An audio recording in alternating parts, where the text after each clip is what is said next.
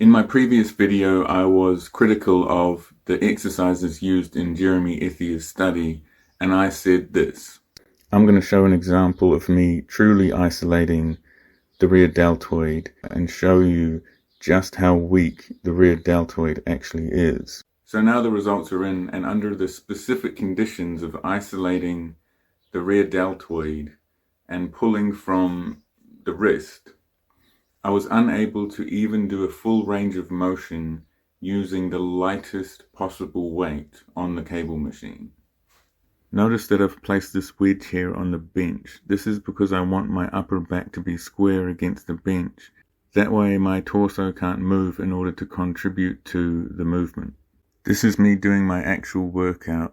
I do every exercise one set every 6 weeks, or at least that's what I was doing back when I was actually counting.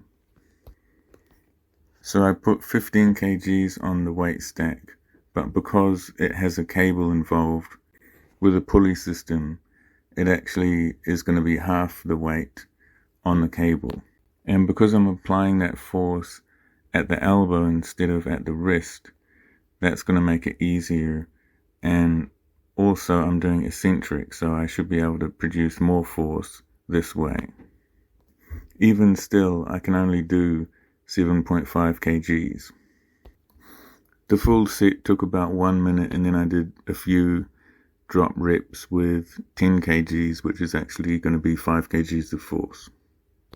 Then I tested my other arm, which was fresh, with the force applied at the wrist. I focused to make sure to keep the arm straight so I wasn't using my triceps to contribute to the motion. Here I'm only applying 1.25 kgs of force and I can't do a full range of motion. When I take the weight off, you can see I can move my arm further back. So then I tried 2.5 kgs of force and I could barely move at all.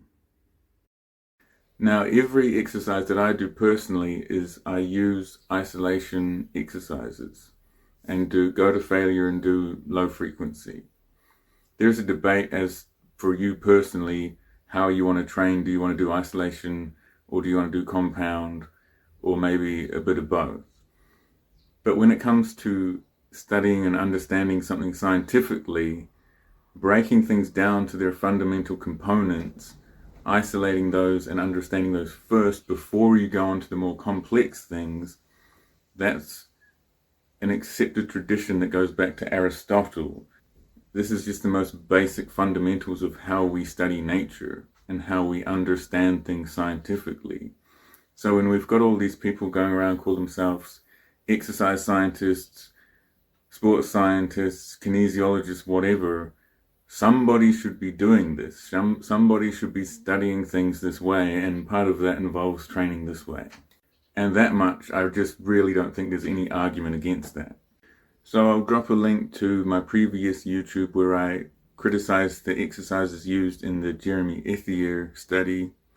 And otherwise, like and subscribe. I'll see you around.